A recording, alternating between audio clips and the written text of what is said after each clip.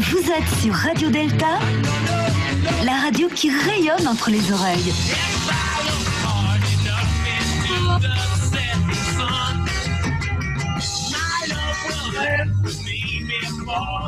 Radio Delta. Eh bien, bonsoir à toutes et à tous. Nous sommes en direct sur Radio Delta pour l'émission 1, 2, 3 Soleil. Nous sommes très nombreux aujourd'hui et je vais tout de suite passer la parole à Daniel à la caméra qui va nous proposer d'applaudir parce qu'il est 20h et quelques secondes. Donc, Daniel. Bonsoir Gilles, bonsoir à toutes et à tous. En effet, on est en direct du Paris 11e. Je ne sais pas si vous pouvez entendre. Et donc, on applaudit, c'est ça ? Non, applaudis-nous. Bravo. Bravo. Poignant. Bravo. Applaudis, mon frère. Voilà. Alors, je rappelle à toutes et à tous que pour parler, il faut avoir son micro ouvert, qu'on essaie de ne pas parler les uns sur les autres parce que comme on est nombreux ce soir et qu'on est non pas en tous IRL in the real life, mais on est sur Zoom en fait. Donc, voilà, on va essayer de parler les uns après les autres en levant la main et en jurant de dire non, c'est pas ça. Donc, je fais les présentations pour tout le monde et ensuite je passerai la parole à qui de droit, l'homme à la chemise rouge et aux lunettes noires. Donc, nous avons Daniel à la caméra, qui est le responsable de Radio Delta TV. Bonjour Daniel. Bonsoir à toutes et à tous. Salut Gilles. Nous avons Jean-François Dossat, Jean-François le pèlerin, qui est notre pèlerin. Voilà, tout simplement. Bonsoir à tous. Nous avons Jean-Laurent Turbet, que l'on ne présente plus parce que sinon... mais c'est Jean-Laurent Turbet. Bonsoir à toutes et à tous. Voilà, nous avons Franck Foucret. Franck Foucret qui est Franck Foucret, n'est-ce pas? On va rentrer. Il est ça. Franck Foucret. Ah, je voulais dire, je m'appelle Franck Foucret. Et c'est la première fois qu'il vient sur 1, 2, 3 Soleil, n'est-ce pas? Sur Radio Delta. C'est la première fois que je suis sur une radio. C'est toujours la première fois, oui. Nous avons Dominique Lozé qui est Dominique Lozé. Voilà, bonjour. Qui est le vénérable maître de la... Le vénérable maître de la loge Les Disciples du Bien-Aimé, fondé par Frédéric Pierrizot. Pierrizot, dont c'est l'émission ce soir. Nous avons Édouard Abran, qui est grand maître de la Grande Loge Mixte de France. Bonjour. Voilà, qui va nous parler d'une initiative tout à l'heure, une innovation côté de son obédience. Nous avons l'homme aux lunettes cerclées de orange, Yann aux manettes. Bonsoir. Bonsoir Yann, voilà, qui s'occupe des questions auditeurs ce soir. Nous avons Ingrid, nouvelle élue dans l'équipe de 1, 2, 3 Soleil. Bonsoir. Voilà. Bonsoir Ingrid. Elle est où? Nous avons Élise. Élise qui est responsable de la communication de la Grande Loge Mixte de France. Bonsoir à tous. Et nous avagnon Christine Sauvagnac et Marcel, dont je ne me rappelle jamais. Laurent. Marcel Laurent. Oui, parce qu'il a deux prénoms, c'est ça le piège. Alors, Christine qui est grande maître, on dit grand maître ou grand maîtresse, je ne sais pas, chez vous là. Hein? On dit grand maître. Grand maître de la GLCS, Grande Loge des Cultures et de la Spiritualité. Exactement. Et Marcel qui est... Brun grand commandeur. Grand commandeur, voilà. Ben, je crois qu'on a tout le monde. On sera rejoint tout à l'heure par Philippe Benamou qui pour l'instant est en train de prendre l'apéro. Et voilà. L'émission de ce soir qui est chamboulée, qui n'est pas celle qu'elle aurait pu être, hélas, c'est parce que un personnage que nous aimons beaucoup sur Radio Delta et que vous aimez tous particulièrement ici, c'est Frédéric Pierrizot qui a décidé de nous quitter hier après-midi. Et voilà. J'ai oublié de présenter Pierre tout à l'heure parce qu'il est noir. Pierre Cordier, donc c'est lui, il est de Hongrie. C'est notre magnétiseur maçon de Hongrie. Voilà. Salut Pierre. Voilà. Et humble auditeur ce soir. Humble auditeur dans le noir. Voilà. Dans les ténèbres. Humble auditeur qui traîne dans les ténèbres. Alors Jean-Laurent, je te passe la parole. Oui, on a voulu rendre hommage ce soir à Frédéric Pierrizot, qui était un frère, comme on dit, qui compte parmi les francs-maçons français. Et puis surtout, pour beaucoup d'entre nous, c'était un ami. Et donc, on est très triste aujourd'hui de parler de Frédéric Pierre au passé, bien qu'il souffrait d'une grave maladie depuis longtemps et il a lutté bien plus qu'il n'était prévu, mais il a rendu les armes, c'est le cas de le dire, pour lui qui était un vrai combattant dans tous les sens du terme, puisqu'il avait servi l'armée française, qui était un combattant. Alors Frédéric Pierre, comment le résumer en 3 mots? C'est difficile. Ouais, je t'en donne 4. Ouais. C'était un combattant, comme on l'a dit. 2, c'était quelqu'un qui avait une vraie idée de la franc-maçonnerie, de l'initiation, du symbolisme, et lui était particulièrement attiré ou appelé par ce qu'on appelle le johannisme, c'est-à-dire tous les courants initiatiques induits par Jean, son évangile, l'Apocalypse, etc. Il avait une lecture particulière de la maçonnerie. Il avait d'ailleurs fondé 2 loges, une qui s'appelle Prologue, nous ouvrons les travaux au prologue de l'évangile de Jean, et l'autre, les disciples du bien-aimé, mais là, Dominique Lauzet en parlera beaucoup mieux que moi, puisqu'il est le vénérable maître de cette loge. Frédéric Pierre, il avait été conseiller fédéral de la Grande Loge de France pendant 1 an. Il a été aussi le rédacteur en chef de la revue de la Grande Loge de France, qui s'appelle Point de vue initiatique. Il a été vénérable maître de la loge de recherche Jean-Scott Érigène, juste avant moi, puisque c'est lui qui a voulu que je sois son successeur au premier maillet de Jean-Scott Érigène. Il a beaucoup aussi participé au collège maçonnique, notamment à l'académie maçonnique, à l'université maçonnique et au UDT. Voilà, c'était quelqu'un de vraiment très actif. C'était quelqu'un, il faut le dire, parce que je crois qu'il n'aimerait pas les hagiographies à l'eau de rose. C'était pas quelqu'un de facile, c'était pas quelqu'un de simple, et c'était pas quelqu'un qui refusait le débat d'idées, la bagarre, et qui pouvait être parfois assez clivant parce qu'il avait des idées, qu'il voulait les défendre, et qu'il les défendait parfois avec vigueur, et c'est très bien, parce que je crois que quand on a des idées, quand on a des convictions profondes, quand on a cette ferveur qu'il avait, qu'il avait, eh bien ça comment dire, ça implique parfois d'avoir des idées bien arrêtées, et il en avait, et il les défendait, et c'était très bien comme ça. Et puis Frédéric Pierre, depuis quelques mois, je crois d'ailleurs en bonne entente avec la Grande Loge, avait décidé de rejoindre la Grande Loge des cultures et de la spiritualité avec Marcel, qui vous voyez régulièrement, et avec Christine. Et voilà, c'est un parcours d'homme, c'est un parcours de vie. Moi aussi, Dominique, j'ai beaucoup d'auditeurs qui me disent qu'ils n'entendent pas, que ça ne fonctionne pas. Donc, j'ai plein de messages. Donc, je ne sais pas pourquoi, mais, c'est pas grave, mais j'ai plein de messages aussi. Continue, donc je continue. Je suis en train de remédier à ça, mais justement, il faut que tu continues pour que je puisse comprendre. Et voilà. Et je crois. Pardon, là, c'est bon.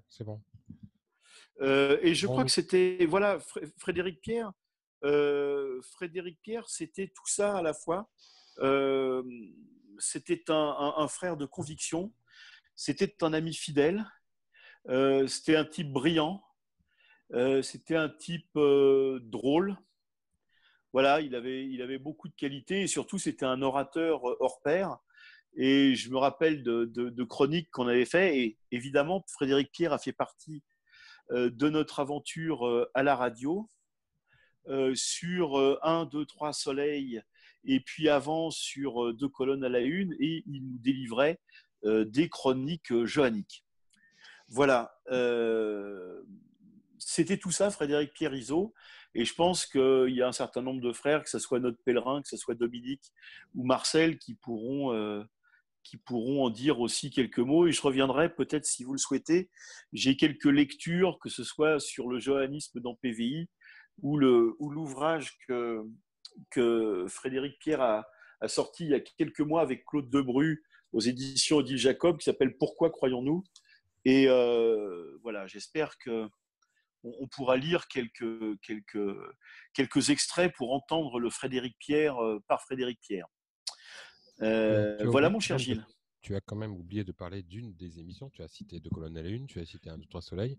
Mais ça, je te laisse faire. D'accord. Vas-y, mon cher Gilou. Parce que Frédéric Pierre, lorsque nous avons appris qu'il était quand même attaqué par un petit truc, là, un petit crabe, d'ailleurs, c'est pas pour ça. On avait décidé de monter une émission pour lui qui s'appelle Conversation autour d'un thé au safran. Alors, le concept, c'était 1 heure, un endroit, un thé au safran, un Frédéric Pierre Izzo, et puis un Doc Raymond pour l'interviewer et un pèlerin pour jeter quelques phrases. Relancer. Et pour relancer. Et puis, le mec qui tenait le micro, c'était moi. Et ça a donné, en fait, on n'a pas pu en faire énormément, mais ça a donné 4 émissions, en fait, d'1 heure qui sont qui volent haut, qui sont exceptionnelles. Moi, des fois, quand même France Culture, la nuit m'énerve, je mets Conversation d'un thé au safran et c'est top. Ça fait planer. Voilà. Jean-François, avant que nous repassions la parole, après vous levez la main et vous dites je le jure si vous voulez prendre la parole pour éviter qu'on se parle par-dessus les uns les autres. Jean-François, je crois que tu avais une recension et les recensions, il ne faut pas les recenser trop, donc c'est à toi. Voilà, écoute, je t'en remercie Gilles, oui. Je t'en prie. Comme il a été souligné, notre très cher frère Frédéric Pierre a été directeur de la rédaction de Point de vue initiatique.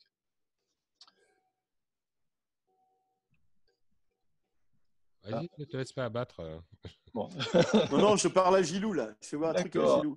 Dans la langue des signes. Donc, oui, avec Frédéric Pierre, moi, je me souviens de conversations uniques à leur genre, puisque Frédéric Pierre était johanniste. Et moi, j'ai fait quelques pèlerinages sur Assise et Compostelle. Alors, surtout sur Assise, puisque Assise, c'est Saint-François, bien sûr, Saint-François d'Assise. Et nous avions de grandes discussions sur ce que Saint-François d'Assise appelait la dame de pauvreté.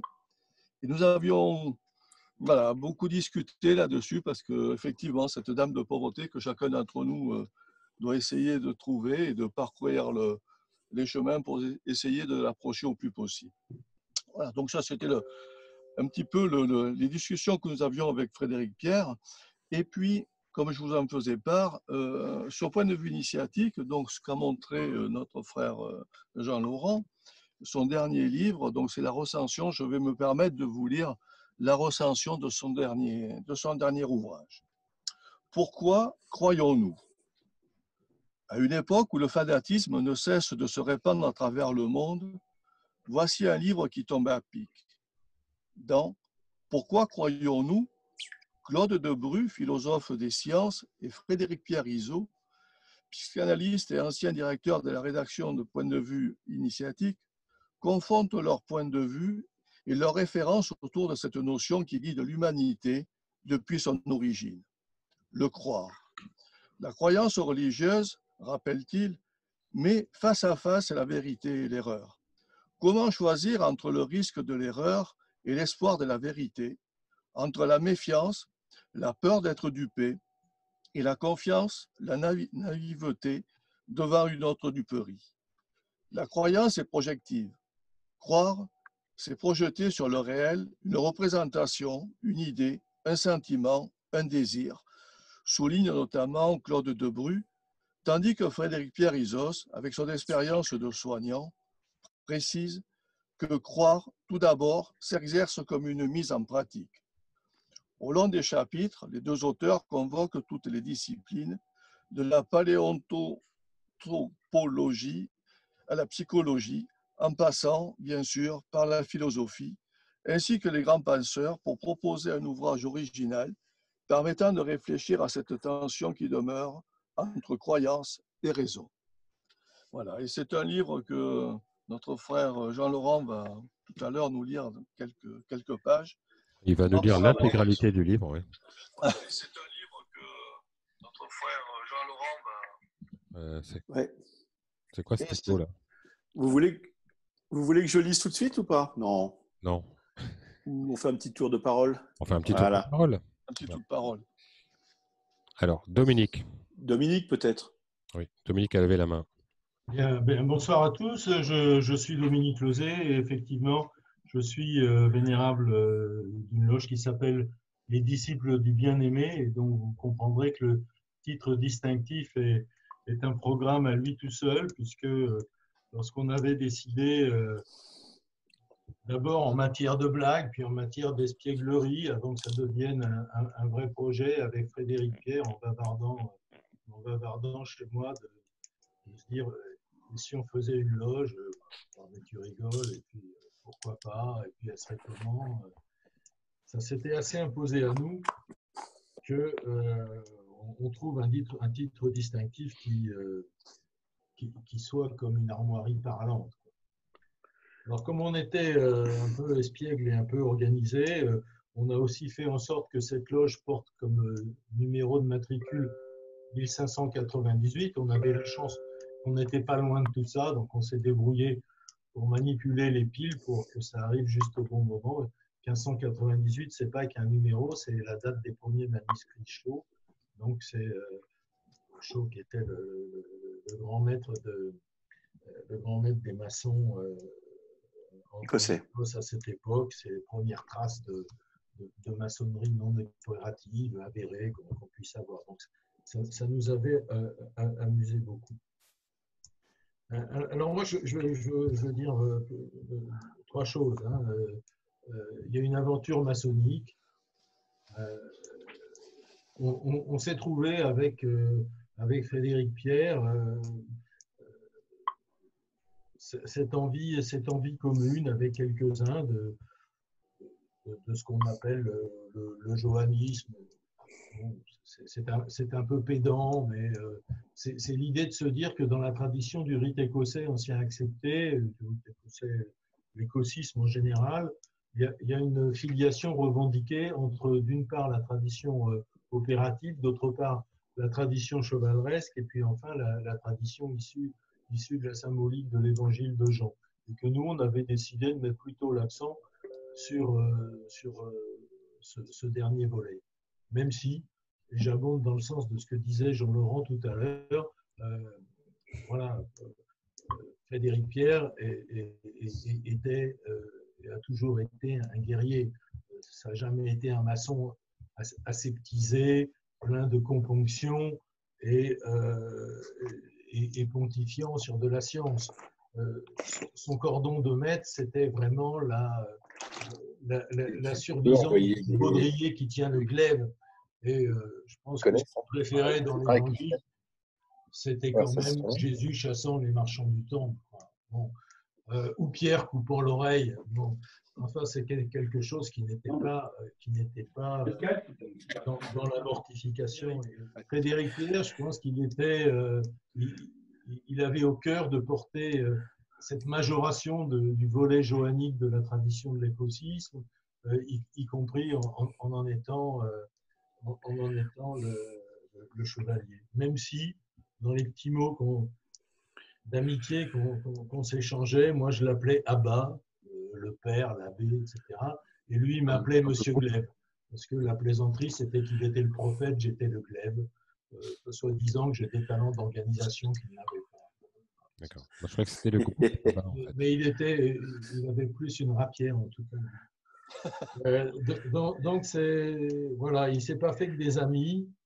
Mais tant mieux, parce qu'on garde à l'esprit quelqu'un de différent, quelqu'un qui n'était pas aseptisé, qui n'était pas passe-partout. Deuxième point, c'est un truc vraiment d'homme. Il se trouve que j'étais avec lui le jour où on a détecté sa maladie à la radio, par de hasard de circonstances. Sur Radio Delta. Ces jours-là. Je l'accompagnais à la radio et Voilà, on lui a dit, et j'étais là, monsieur, ça c'est une tumeur, et c'est une tumeur au pancréas. Voilà. Et donc nous sommes sortis de la radio et je l'ai emmené chez mon généraliste qui n'avait pas de médecin à cette époque. Et le lendemain, on a commencé tous les deux à aller de médecin en médecin. Alors, bon, on le sait tous, mais ça, on le dit moins ces jours-ci parce qu'on dit que du bien des médecins ces jours-ci et c'est normal. Mais je peux vous dire que la psychologie n'est pas au cursus des études médicales et qu'on a vécu des discours avec Frédéric Pierre qui étaient quand même absolument renversants. Voilà, et donc on a créé cette loge tous les deux, dont il était le prophète, après qu'il ait créé Prologue qui se réunissait au milieu. Et j'ai suivi aussi son départ à la GLCS, qui s'est fait effectivement avec amitié pour tout le monde, et en tout cas sans perdre l'amitié que nous avions. Et en tout cas, je tiens à le dire tout de suite, il avait considérablement apprécié, dès avant de rejoindre la GLCS, l'amitié et la générosité que tous les deux vous lui aviez témoigné, et je sais qu'il avait, parce qu'on compare toujours un peu cet humain, un peu de ressentiment par rapport à d'autres qu'il connaissait depuis plus longtemps qu'il lui en avait témoigné un peu moins. Donc je vous le dis, moi je ne vous connais pas, je vous dis qu'il avait une émotion considérable de cette amitié témoignée par vous. Je crois qu'on peut aussi associer dans cette amitié Frédéric Vincent ou Jean-François Maury qui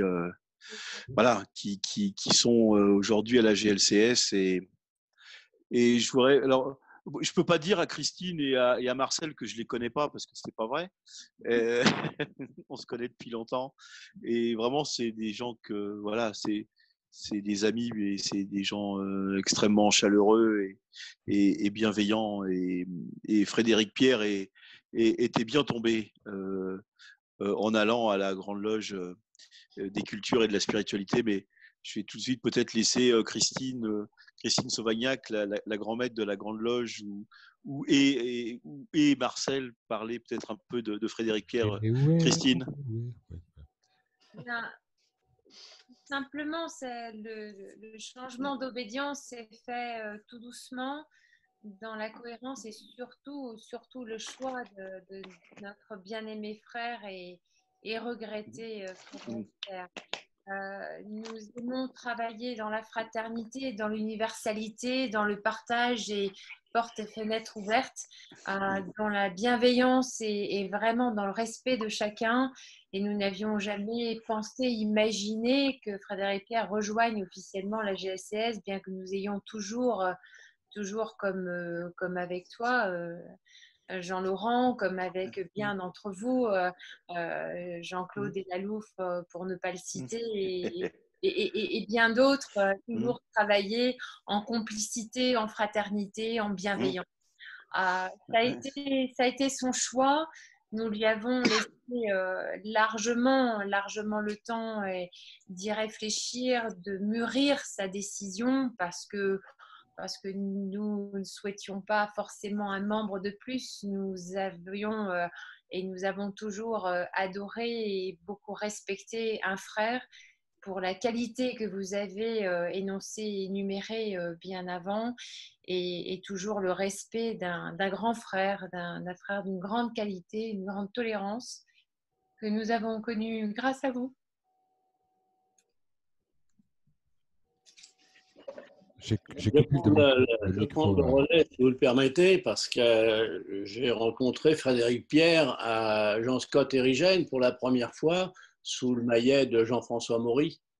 Et la pertinence de ces interventions m'ont tout de suite interpellé. C'est clair, j'ai été surpris et après les travaux, je suis allé le voir pour échanger. Et j'ai été ébloui immédiatement par sa connaissance, par son puits de science, ses lumières, car je suis loin d'avoir les connaissances que Frédéric Pierre a, et sans faire de fausse modestie, mais c'est un homme qui nous a apporté énormément, car comme l'a très très très bien dit Jean-Laurent, c'est pas un frère que l'on croise et qui laisse indifférent. C'est un frère qui compte. C'est un frère qui compte et lorsqu'on a la chance de devenir son frère, son ami, et je crois que Jean-François Maury et moi, nous l'étions particulièrement, puisque depuis qu'il était rentré à la GLCS et que nous savions très bien ses problèmes de santé, nous connaissions bien ses problèmes de santé, nous sommes toujours arrangés avec Jean-François à partager un déjeuner au moins une fois par semaine, et quand l'un ne pouvait pas, que l'autre prenne le relais. Et c'était des moments tout à fait privilégiés et exceptionnels, d'échange et de fraternité, de chaleur humaine, et où il me parlait de complicité, où il me parlait toujours, bien sûr, de la dernière loge qu'il venait de faire à la Grande Loge de France et de son porte-glaive. Et il était toujours très attaché à vous. Mais je crois que nous avons la chance d'être une petite maison. Et dans cette petite maison, il y a un contact humain que nous perdrons certainement en grandissant, malheureusement. Mais c'est naturel.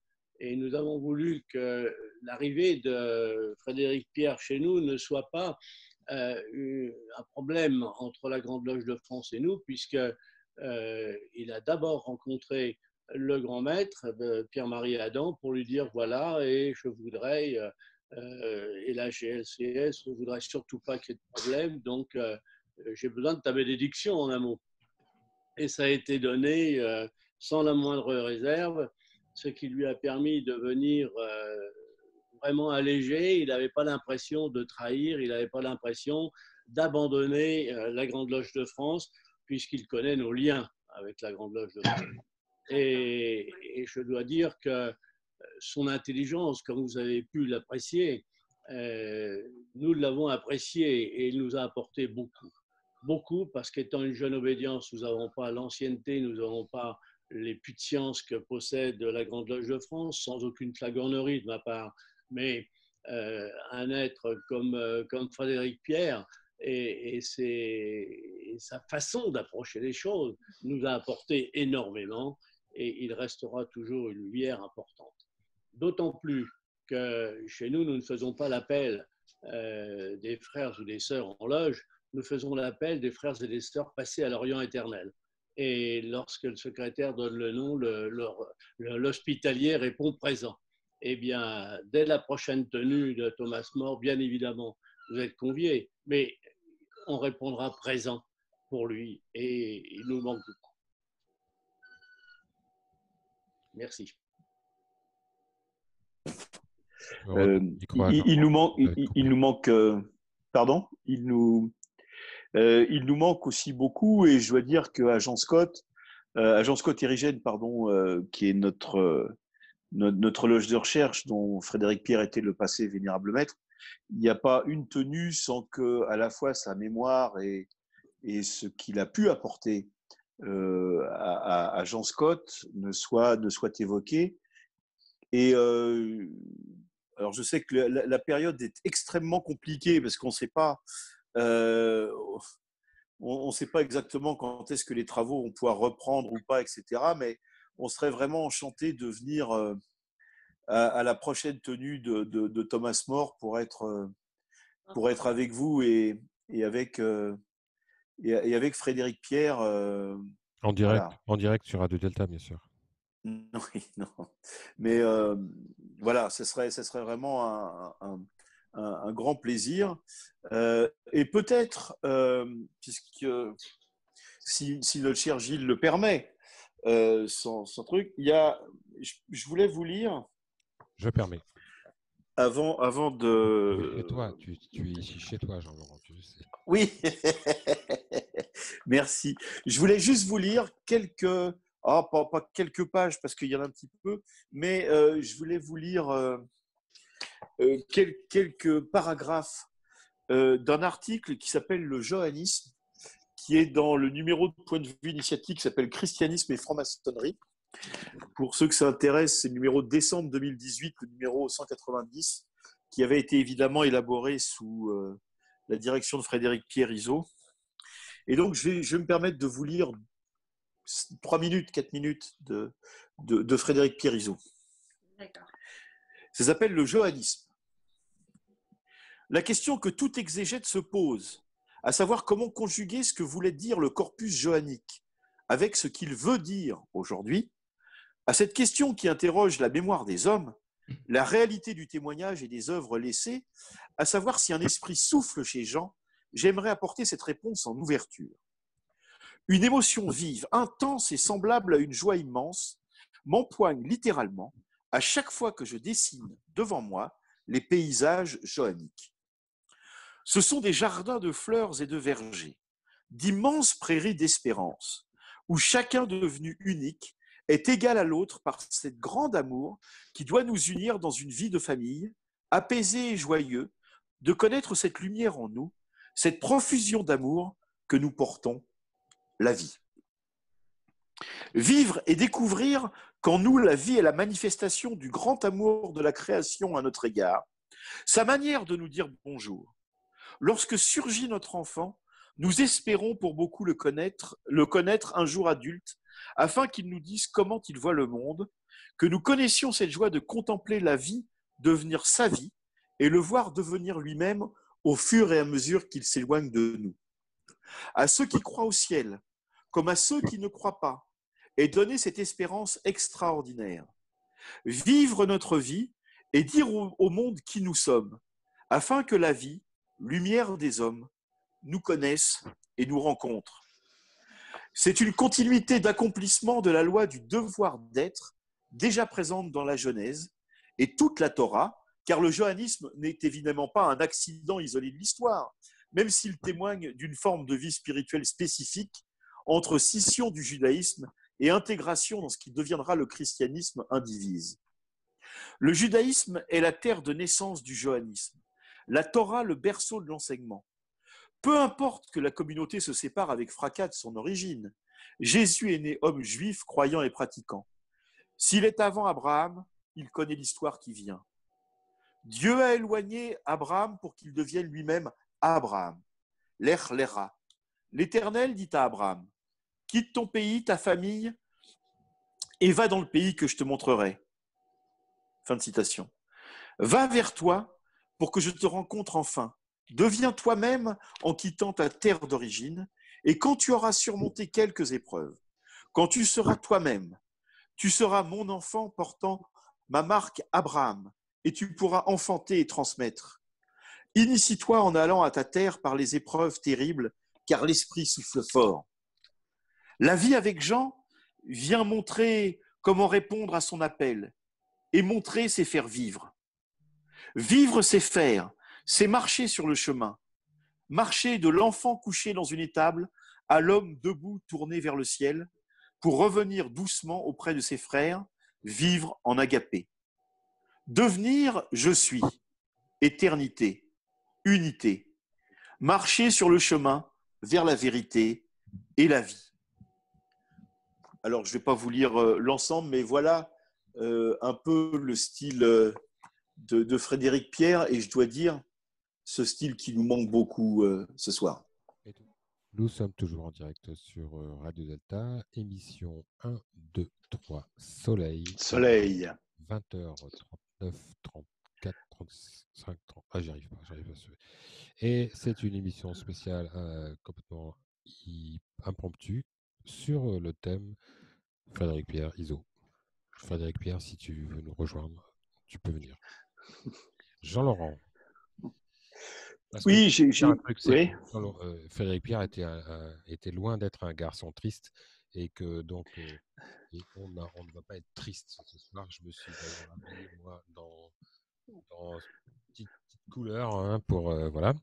Et alors ça passe mal. Alors les vestes colorées, ça passe mal à la radio. Ouais, ça passe pas très bien à la radio, mais désolé les auditeurs, mais nous on se voit. Non, c'est vrai que c'était quelqu'un, oui, qui avait du caractère, qui était un guerrier, mais qui était surtout, voilà, ce qu'il aimait aussi, c'était qu'on puisse se retrouver et qu'on puisse qu'on puisse beaucoup rire, beaucoup s'amuser ensemble. Parce que autant on pouvait avoir des échanges à la fois profonds et subtils sur Jean notamment, sur le chemin, la vérité et la vie et toutes ces sortes de choses. Autant Frédéric Pierre était quelqu'un qui aimait la vie, qui aimait les amis, qui aimait rire. Et les derniers échanges, on connaissait tous le mal dont il était atteint. Et depuis longtemps, et je crois que la plupart d'entre nous, enfin moi quand je l'ai eu au téléphone il y a peu de temps, je crois qu'on a parlé de tout, sauf de sa maladie. On a parlé de son dernier bouquin. Il était très fier de son livre, et il avait raison. J'allais dire une méchanceté, il était très fier que ça ne soit pas publié dans une édition maçonnique. Mais chez Odile Jacob, voilà. Et je crois pour le prénom. Non, et je crois qu'il avait, comment dire, je sais pas si on doit dire ça comme ça parce que c'est pas vrai, mais je crois que ce bouquin-là, ça l'a fait tenir peut-être plus longtemps que entre guillemets prévu, parce que comme le disait Dominique, et les médecins avec une parfois un peu dépourvue de finesse lui avaient fait entrevoir une fin beaucoup plus rapide que la sienne, et je crois que l'écriture de ce livre, et je dois dire aussi peut-être d'autres projets, parce qu'il avait d'autres projets d'écriture. Il était toujours tourné vers l'avenir, Frédéric Pierre, toujours tourné vers vers ce qu'on allait faire demain. Et moi, j'ai en souvenir quelqu'un de drôle, quelqu'un qui était à la fois, qui avait un esprit alerte dans tous les domaines, que ce soit le domaine spirituel, mais aussi mais les blagues, les bons mots, parfois un peu irritant, mais voilà, c'était quelqu'un de très drôle, de très subtil, de très intelligent, et vraiment c'est vraiment quelqu'un qui nous manque aujourd'hui. Je ne sais pas si Dominique ou si notre pèlerin veut rajouter un petit mot. Moi, je voudrais ajouter un mot très rapide. Ouais, Dominique Closet. Ouais, c'est Dominique Closet là qui. Oui, je dis ton nom parce que c'est pareil à la radio, ça s'entend mal. Oui, c'est vrai. Je voulais citer quelques personnes dont on n'a pas parlé ce soir jusqu'à présent. Ce sont ces 4 filles. Car voilà, hormis d'être impuits de science, hormis d'être férus de philosophie, de théologie, d'histoire maçonnique, c'était aussi un père de 4 filles, avec 3 mères différentes. Et la plus petite à 4 ans quand même. Hein. La plus petite à 4 ans, la plus grande à peine plus de 20 ans. Et on a aujourd'hui quand même 4 enfants. On pardonnera de dire enfants pour ces grandes jeunes filles, mais 4 enfants dévastés, dont heureusement ou pas, moi je pense heureusement, les 3 plus grandes d'entre elles ont pu hier aller à l'hôpital, tenir la main de leur père quelques instants, même s'il n'était plus conscient, mais avant qu'il ne nous quitte. Bon, voilà, je pense que c'est important d'avoir une pensée pour elle et pour les mères de ces enfants également. Juste un mot, parce qu'on parlait de cérémonie à la GLCS tout à l'heure. Bien évidemment, le moment venu, on fera ensemble les disciples du bien-aimé et prologue. Et Jean Scott, sûrement. Et Jean Scott Érigène. Voilà, ceux qui veulent. Merveilleux. On fera une cérémonie commune, bien entendu, Et bien entendu, tous ceux qui veulent venir, quelle que soit leur obédience, ils sont les bienvenus. Enfin, les obsèques de Frédéric Pierre auront lieu jeudi 2 avril. Il y aura une cérémonie religieuse à Saint-Jean-Baptiste de Grenelle jeudi matin, suivie d'obsèques au cimetière de Bagneux. Malheureusement, les 10 personnes de confinement font que ni nous ni moi, en tout cas sans doute, non, on n'y sera pas, Dominique. Ne pourront y aller. Voilà. Mais en fait, je voulais le souligner, et puis on l'a dit en pointillé, c'était un maçon, c'était aussi un chrétien, voilà, il aura ses obsèques religieuses à Saint-Jean-Baptiste de Grenelle, et il y aura bien évidemment une croix sur son cercueil, et je pense que c'était très important. On fait souvent référence, en tout cas nous, dans nos rites, au grand architecte de l'univers. La tradition est que chaque maçon interprète cette notion du grand architecte de l'univers comme il l'entend, principe créateur, ce qu'il veut. Très clairement, pour Frédéric Pierre, c'est Dieu, virgule, le grand architecte de l'univers. Et je veux dire que j'avais été très touché parce que c'est un peu difficile. Tu veux que je te raconte une histoire drôle? Non. Tu sais, quand il avait pensé, on avait souvent des discussions, comment dire, sur ça, lui le catholique et moi le parpaillot. Et j'avais été très touché quand il avait pensé à faire ce numéro-là sur christianisme et franc-maçonnerie, de me demander de faire le petit chapitre sur protestantisme et franc-maçonnerie. Et voilà, et on s'entendait bien malgré nos différences théologiques, j'allais dire, d'appréciation, qui étaient pas si importantes que ça, en fait, quand on y regarde bien. Mais en tous les cas, ça nous a donné l'occasion de bonnes discussions sur le culte des saints, la piété mariale, etc. Voilà, ça nous donnait quelques occasions de jouter un peu, et souvent, et parfois, il y avait le pèlerin qui était au milieu de tout ça. Et voilà, c'était des moments un peu hors du temps, mais à la fois toujours sérieux et toujours avec une petite pointe qui faisait qu'à la fin, ça remontait vers autre chose, vers la fraternité, vers l'humour, et voilà, c'était tout ça qu'on pouvait avoir avec Frédéric Pierre.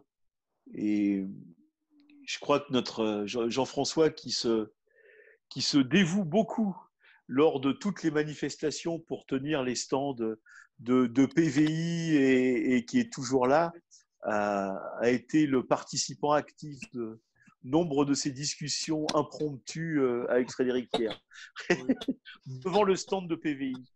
Oui, c'était toujours très intéressant. C'était parce que, certes, on montre Frédéric Pierre comme un guerrier, mais c'était un frère de cœur qui avait un cœur immense.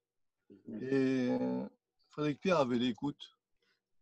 Il écoutait, il analysait, et il a mené toujours des discussions qui étaient extraordinaires. C'est-à-dire, nous avions fait 2 ou 3 discussions sur la langue des oiseaux aussi, parce qu'il avait une connaissance sur la langue des oiseaux qui était dépassé tout le monde. Et nous étions amusés une fois à faire la langue des oiseaux depuis la grande place de Bruxelles jusqu'à Compostelle. C'était un moment extraordinaire. Et tout à l'heure, notre frère Dominique parlait des filles des enfants de Frédéric Pierre. Et l'année dernière, lorsque Gilles a proposé la première émission d'enregistrement, nous avons enregistré dans un restaurant et après nous avons déjeuné avec les deux petites, les deux dernières de Frédéric Pierre. Nous étions 5 là. Et là, on voyait Frédéric Pierre, c'était sous notre registre, c'était le papa. Et là, c'était extraordinaire. C'est un moment que moi, qu'on ne peut pas oublier parce que quelqu'un attend. Bon, Saint-Jean, Jean, c'était une chose, mais ses filles, ça n'était une autre. Et on voyait tout l'amour qu'il pouvait leur dégager. Et moi, je me rappelle de ces 2 dîners que nous avions fait, 2 déjeuners que nous avions fait. Et c'est vrai que c'était le papa gâteau aussi. Voilà. Donc, je me rappelle aussi qu'il faisait super chaud lors de la première émission Conversation autour d'un thé au safran dans ce restaurant. On était à côté. D'ailleurs, si vous l'écoutez, vous noterez qu'il y a des bruits de fourchette pas possible. Il nous a mis au fond pour qu'on soit tranquille, sauf que c'était là où il y avait le passe-plat vers la plonge. Donc ça n'arrêtait pas. Donc, on entendait. Et ils se racontaient leur vie. Et il faisait super chaud. Et moi qui suis un peu claustrophobe, c'était très, très difficile cette émission avec notre ami Frédéric Pierre, mais néanmoins passionnante. Alors je vois qu'il y a Philippe qui est arrivé là. Philippe Benamou, on le voit à la caméra, on le voit à la télé. Bonjour tout le monde. Ouais, tu pourrais pas me mettre ton écran à l'italienne? Au revoir Dominique. On dit au revoir à Dominique Lozet qui doit nous quitter. Au revoir Dominique et bonjour. Au revoir, merci de m'avoir Salut Dominique. invité. C'était avec beaucoup d'émotion que j'étais là. Je vous embrasse. Ouais, merci. Beaucoup d'émotion, merci. Merci Dominique. Salut Dominique. Ouais. Philippe, tu veux vraiment pas mettre ton écran à l'italienne là parce qu'on a toujours... Moi, je suis sur un petit smartphone en 4G, mais je vais quand même essayer. Alors, je vais caler des bouquins pour monter le. Comme ça fait mieux là, non? Ah oui. Ouais, là, encore trop bien. Alors, je vous propose quoi? Un Stendhal, tiens. Le rouge et le noir, c'est pas mal. Hop. Voilà. C'est bien. Non, il m'en faut un autre. Qu'est-ce que je peux vous donner? J'ai Cronin, c'est gros Cronin. Alors Cronin, c'est le chapelier et son château. Ça doit être très chiant, mais... Et Gilles, on pourrait écouter un peu de Frédéric Pierre, non? Comment? On pourrait quoi, pardon? Ouais, écouter un peu de Frédéric Pierre. On pourrait, ouais. Il n'est pas là. Bien sûr, on ne peut rien dire de l'Orient éternel. On ne peut rien dire de ce qui se passe. Et je crois que le rite écossais, ancien accepté, comme François nous invite à la vie, mais il y a un passage méconnu dans Jean qui doit parler à tous ceux qui étaient là ce matin, et c'est le chapitre 12. Alors, le chapitre 12, c'est le moment où, au fond, tout est en place. Il a tout fait, celui qui a exécuté la volonté du Père, qui est peut-être aussi la conscience, le Fils qui regarde le Père. Tout est là, et 6 jours avant la Pâque, on nous dit, 6 jours avant la Pâque, ça veut dire le temps entier d'une création, le temps entier d'un monde, le temps entier d'une vie. Que 6 jours peut-être, mais ces mêmes 6 jours qui ont présidé à la construction du monde, ces mêmes 6 jours qui restent jusqu'à la mort, et ce que personne ne sait encore être le grand retour, ces mêmes 6 jours vont être consacrés à l'homme maintenant. Tout a été fait, plus aucun Dieu ne pourra jamais intervenir, il n'y aura pas de miracle. Le monde a été réglé, il a été ordonné, et la justice sera faite jusqu'à ce que le magistrat s'en aille, jusqu'à ce que, comme François, il rejoigne l'Orient éternel. Cette invitation à revoir notre histoire du monde, elle se passe au moment où, 6 jours avant la Pâque, Jésus arriva à Béthanie où était Lazare, qu'il avait ressuscité. Son premier retour, c'est à Béthanie, dans cette maison du pauvre, dans cet endroit où les choses à l'origine l'ont rappelé, auprès de celui qu'il a connu avant son ministère, auprès de celui qui n'était pas un néophyte, qu'il a eu besoin de relier comme ses disciples, auprès de celui qui avait perdu l'espérance et qu'il a su relever un jour, lorsque la foi et la charité, Marthe et Marie, l'ont appelé et qu'il avait mis tout ce temps. Je crois que nous en avions parlé ici une fois avec beaucoup de bonheur, pour pouvoir faire en sorte qu'on le relève, celui qui ne voyait pas bien, celui qui ne comprenait pas bien, et qu'il puisse sortir de la maison, comme il était sorti de la première maison de Beth, l'homme. Toujours ces maisons, toujours cette origine. Et puis ici, il retourne dans la maison, l'initié, celui qui arrive à la conscience, ce François qui rentre dans sa maison, à la maison du Père, à Saint-Jean-de-Montmartre. Il s'assoit à côté de son ami, ils n'ont plus rien à se dire, il est ressuscité, il connaît la vie, il connaît le bonheur d'être en vie. Et puis on lui sert un repas un repas qui sera le dernier repas, le vrai dernier repas entre amis. Mais ce repas, c'est celui auquel nous sommes conviés, nous tous, c'est ce festin que nous avons à vivre entre nous lorsque toutes les choses sont prêtes pour vivre. Et on dit bien, Marthe servait, la charité, elle sert. Celle qui a été le chercher pour que son frère renaisse, eh bien celle-là, elle nous sert aussi à table, silencieusement, tranquillement, celle que certains chez nous appelleront la raison grecque, mais je ne crois pas qu'il y a d'opposition entre la raison et la charité. Celle-là, elle nous sert à table. Celle-là, elle donne à manger à ceux qui ont faim et elle donne à boire à ceux qui ont soif. Lazare est toujours parmi eux, garant de cette continuité. Il est en nous, cet initié qui est mort, qui n'a pas cru, et puis qui un jour sera relevé par l'espérance. Il est en nous aussi. Et puis ça nous dit bien que nous, les maçons, nous ne sommes pas des Christ. Nous sommes juste à côté, peut-être, lorsque nous avons acquis la conscience d'être à côté. Nous ne regardons même plus l'autre. Nous sommes côte à côte. Nous n'avons plus besoin de parler. Et puis survient cette femme, Marie. Vous savez que pour moi, cette Marie-Madeleine, c'est la grande. C'est celle qui va effacer et préparer ce que le Christ lui-même fera un peu plus tard. Elle lui lave les pieds. Elle lui lave les pieds. C'est la première qui lave les pieds. Ce n'est pas l'initié qui lave les pieds un peu plus tard dans Jean à tous ceux qui l'ont accompagné, c'est elle. Elle le prépare à la sublime initiation, à la grande initiation. Elle le prépare à fouler le sol de l'Orient éternel. Elle lui dit bien, prends soin de toi comme moi je prends soin de toi. Je prends soin de tes pieds, de ces pieds ailés, de ces pieds qui vont aller là où personne n'ira jamais. Et puis bien sûr, à côté d'elle, il y a, comme nous tous, il y a toujours celui des ténèbres, ce Judas l'Iscariote en nous qui sommeille et qui, voulant servir à la fois Dieu et Mémone, voulant à la fois faire payer aux autres le tribut de l'initiation, lui rappelle que le parfum était bien onéreux. Et il dit ça non pas parce qu'il aimait les pauvres, mais parce qu'il était voleur.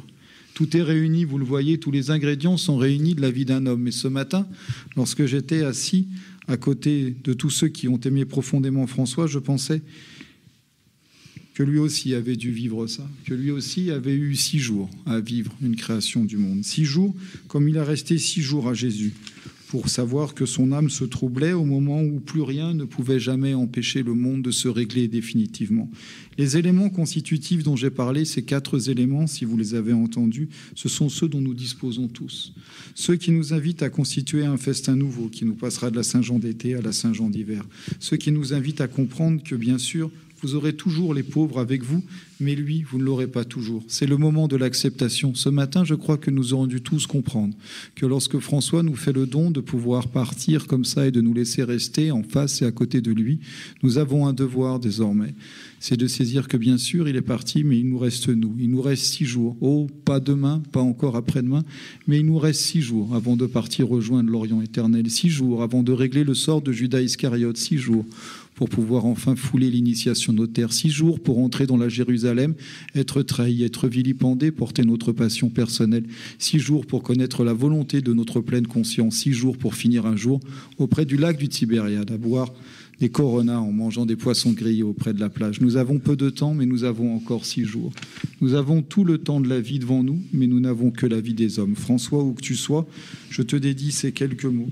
Ces quelques mots qui te rappellent que juste après ce passage, il y a une entrée triomphale à Jérusalem. Et pour moi, qui fais partie de ceux qui croient profondément que le souffle de vérité règne quelque part, je te souhaite, François, d'être entré ce matin, triomphalement, dans la seule Jérusalem qui reste la nôtre, celle du cœur intelligent que tu nous as conviés à devenir. Mon cher Gilles, je souhaiterais, puisque ça s'appelle Are You Experienced de Jimi Hendrix. Et je voudrais vous lire, alors non pas toute la fin, mais quelques mots du livre Pourquoi croyons-nous ? Et c'est la conclusion de Frédéric Pierre Izot. Oui, avant que ce soit la conclusion de Frédéric Pierre Izot, tu ne voudrais pas qu'on donne la parole à Philippe, du coup? Comme ça, on pourrait finir sur ta conclusion. Parce que Philippe, il a mangé, il a faim, il a plus faim maintenant. Et c'est sur le thème, parce que ça va bien avec, si je me permets de faire ça là maintenant, c'est parce qu'il y a une raison, en fait, mon cher Gilou. S'il y a une raison, d'accord. Parce qu'après, il y a Marcel qui voulait parler, il y a Jean-François qui a... Non, mais c'est pas la conclusion du truc, c'est la conclusion. Je vais dire quelques mots également sur... c'est la conclusion par rapport à ce que nous venons d'entendre, mon cher Gilou. Okay. Donc, Jimmy, écoutons. Frédéric Pierre Izot, dans sa conclusion, dit « Le positif, pour moi, c'est la capacité d'équilibre, c'est-à-dire d'orienter notre liberté originale d'interprétation du réel vers une construction commune. Se créer soi et créer le monde en même temps. Croire, c'est cette expérience qui nous fonde quand nous souffrons et que nous partons résoudre notre problème, c'est-à-dire nous-mêmes, pour guérir ou prendre soin. Il nous faut croire, nous souvenir que notre finalité, c'est bien de vivre en nous partageant. C'est vrai, cela donne comme un rappel à l'Eucharistie chrétienne. Mais une fois que nous sommes devenus fleurs, c'est-à-dire nous-mêmes, nous sommes fruits. Faire notre part, c'est à la fois vivre, dire « I am » à la question de Jimi Hendrix « Are you experienced ?» pendant moderne du Stirb und Werde de Goethe et offrir au monde les solutions que nous avons trouvées pour vivre en paix. C'est pour ça que je voulais lire ça maintenant, mon cher Gilles. Merci, je n'ai pas tout compris, tu peux relire. Parfois, Gilou, il fait de l'humour qui tombe pas bien. C'est mon humour. Mon humour n'est pas fait pour tomber bien. Voilà. Sinon, je n'aurais pas des lunettes oranges. Okay. À propos d'humour, j'ai une anecdote à propos de Frédéric Philippe Pierre. Benamou. Tu prends la parole, Gilles Oui, je Gilles dis Philippe Benamou parce que c'est Philippe Benamou qui parle. Ah, je peux prendre la parole. Alors, oui. J'ai une anecdote. Oui, c'est une anecdote. C'est moi, Philippe Benamou. Voilà. C'était lors d'une émission de 2 colonnes à la une dont Jean-Laurent se souvient pas parce qu'il n'était pas là. Oui. Alors, donc, c'était un peu l'ancêtre de Radio Delta et j'avais été convié pour faire une chronique à une radio qui était créée et animée par BP et puis par Jean-Laurent, ici présent. Ouais, et donc, on est arrivé à l'heure. Il y avait Frédéric Pierre qui était là. Et puis, d'un seul coup, on a reçu un message de BP disant qu'il y avait eu un incendie chez lui, il ne pouvait pas venir. Et puis, Jean-Laurent, pour des raisons, on va dire, pas très honnêtes, mais bon, c'est notre question. En fait, nous a fait faux bon, il n'est pas venu du tout. Alors, on s'est retrouvés à devoir faire 2 heures d'émission, Frédéric Pierre et moi. Bon, je ne le connaissais pas beaucoup, même d'ailleurs, je crois que je ne le connaissais pas du tout. Et en fait, moi, je devais juste parler de mon bouquin qui venait de sortir. Madame Iramabi. Madame Iramabi, la concierge de la rue des Trois. Voilà. Et donc, Frédéric Pierre a fait 2 heures sur mon bouquin, que bien sûr, il n'avait pas lu, parce qu'il venait de sortir, il ne l'avait pas. Alors, il l'a feuilleté. Et que tu n'avais pas écrit non plus. Il chopait des extraits, il posait des questions, il rebondissait. Et j'ai trouvé que c'était assez talentueux de faire ça, parce que c'était assez balèze. Voilà, c'est tout. C'était l'anecdote que j'avais. C'était ma première rencontre avec Frédéric Pierre. On ne dit bien que des livres qu'on n'a pas lus. Voilà, et on a attendu Jean-Laurent qui d'ailleurs, comme le raconte, qui n'est jamais arrivé. Il n'a jamais déjà fait. Je dois dire que j'ai écouté cette émission et que pour moi, c'était la meilleure de toutes. C'est parce que j'étais pas là, c'est pour ça. Pas ça. Je sais pas. En fait, c'était de l'impro en roue libre. Ouais, c'est ça. C'était un peu du rap. C'était un peu délirant. Marcel. Une autre anecdote, mais elle est très courte, celle-là, puis après je laisse la parole. À Marcel. Toi, tu arrives en retard. Frédéric Pierre était intervenu, vous vous en souvenez, lors de la conférence sur Star Wars que la Grande Loge de France avait organisée. Et donc, il y avait plusieurs intervenants. Il y avait des intervenants profanes et il y avait Frédéric Pierre. Et j'avais invité à cette conférence, j'avais invité mon neveu et sa copine, qui est maintenant sa femme. Et ils avaient à l'époque, je ne sais pas, 25 ans tous les deux, et ils adoraient Star Wars, et je pensais que ça pouvait les intéresser. Et d'ailleurs, ça les a intéressés. Et quand Frédéric Pierre a pris la parole, il a parlé comme un peu à la façon dont on vient de l'entendre grâce à Daniel. Et à la fin, Anne-Pauline, donc l'amie de mon neveu, m'a glissé dans l'oreille, mais il fait quoi dans la vie? Il est curé? Il y avait de ça. Voilà. Évidemment, je ne lui ai jamais répondu. Marcel Laurent. Voilà, je laisse la parole. J'ai plus rien à dire. D'abord, nous voulons vous remercier, Christine et moi, de nous avoir permis de participer à cette émission sur Frédéric Pierre. Et je voudrais juste une dernière chose, dire qu'au-delà de son érudition, il y a un point qui m'a beaucoup marqué, c'est la profondeur, sa profondeur émotionnelle exceptionnelle. Car sous le masque de l'érudition, il était d'une émotion incroyable. et ils avaient un cœur tout à fait exceptionnel, un vrai frère. Voilà. J'ai dit, mes frères, et merci encore de nous avoir conviés à cette invitation et nous nous rendrons où nous vous attendons pour la tenue commune. Voilà. Ah oui, avec beaucoup de joie Merci. Et beaucoup de bonheur. Merci à tous. Merci beaucoup. Et si on applaudissait Frédéric Pierre? Ouais.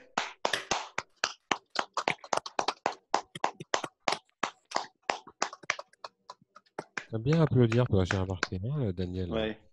Merci Christine, merci Marcel, on vous aime. Vous aussi. Voilà. Alors, j'ai pas osé demander à Édouard s'il avait quelque chose à dire sur Frédéric Pierre, parce que je ne sais pas en fait si vous vous connaissiez ou pas, mais si tel est le cas, Alors, parce que j'ai vu que tu hochais la tête à un moment donné, je me suis dit. Non, j'ai été très attentif. Édouard Abran, grand maître de la Grande Loge Mixte de France. Merci Jean-Laurent. Non, j'ai pas eu le privilège de connaître Frédéric Pierre, mais en vous écoutant, bon, d'abord, je souhaitais rappeler la fameuse phrase d'Auguste Comte, hein, c'est que l'humanité est davantage composée de morts que de vivants. Et puis aussi que quelle que soit l'idée qu'on se fait de la vie après la mort, on vit dans l'esprit et dans les propos de ceux qui vous ont aimé. Et ce soir, vous l'avez vraiment rendu vivant. C'est comme s'il était là pour moi qui ne l'ai pas connu. Voilà ce que je peux dire. Merci. Merci Édouard. Bon appétit Jean-Laurent. Il n'y a pas de quoi. Merci pour ceux qui n'ont pas eu le temps de manger ce soir. Mais ça ne se voit pas à l'antenne. Il a attaqué sa réserve de pâtes. Ça s'entend parce que tu es bruyant quand tu manges. Moi, je suis ravitaillé en vol, moi. Donc voilà. Jean-François, tu voulais dire quelque chose. Et puis j'ai vu que Franck également voulait dire quelque chose. Moi, je pense que Franck voulait parler avant moi. C'est pour cela que... Ça m'étonnerait. Franck n'est pas comme ça. Vas-y, Franck. Du tout. Non, Franck Foucret. Oui, je remarque une chose, je vais être très terre à terre ce soir, c'est que j'en vois certains qui ont la larme qui coule, et puis j'en vois d'autres, et je me dis, c'est certainement pas les moins sensibles et les moins affectés ce qui vient d'arriver.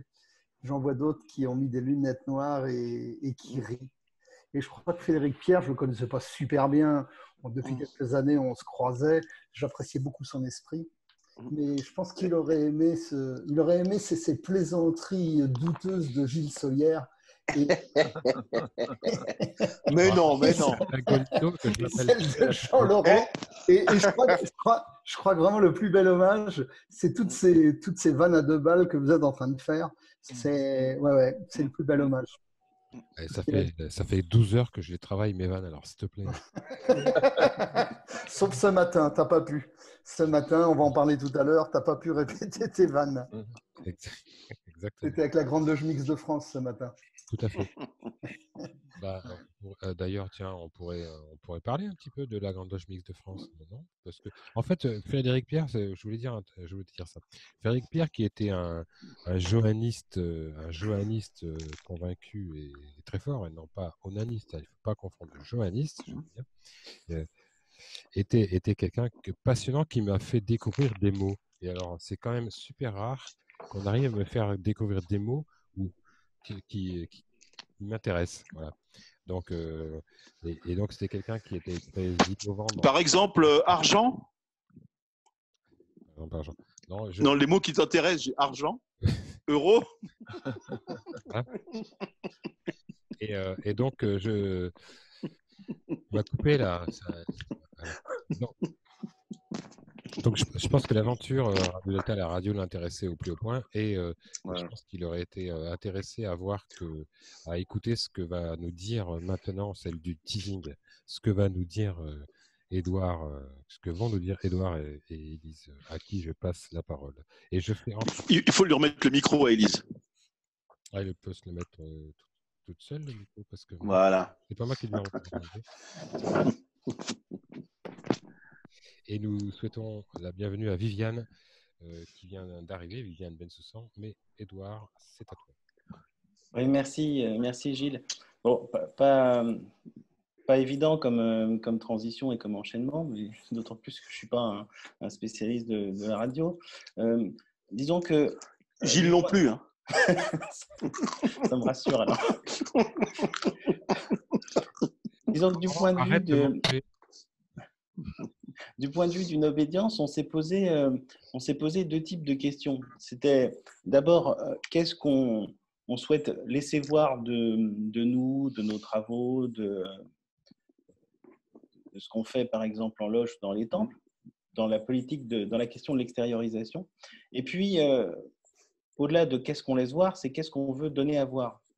Donc, on s'est demandé comment on pouvait montrer à ceux qu'on appelle les profanes qui nous étions. Et pour montrer qui nous étions, peut-être que il y a différents aspects. Évidemment, on organise des conférences, on fait des TBO, mais ça ne rend pas tout à fait compte de ce que nous sommes.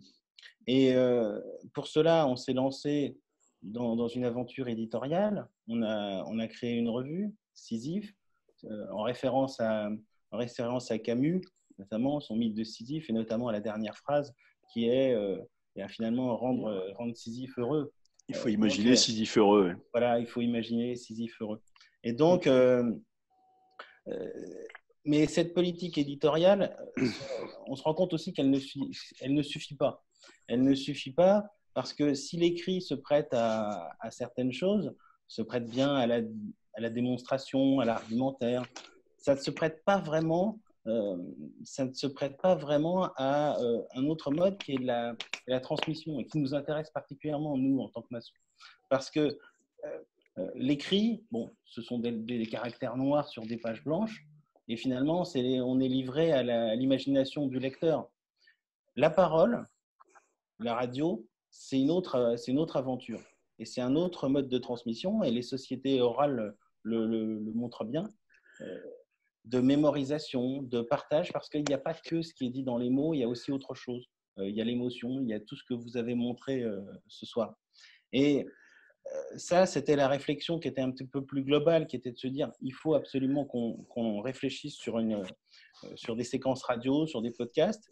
Et puis, là, des circonstances nous ont amené aussi à accélérer un petit peu cette réflexion, parce qu'on s'est dit, je ne sais pas si vous le ressentez comme ça, mais il y a vraiment un décalage entre le silence du dehors et le bruit du dedans en ce moment. C'est-à-dire que partout à Paris, et c'est frappant pour ceux et celles qui vivent à Paris, Paris est une ville qui est bruyante. Et aujourd'hui, c'est calme.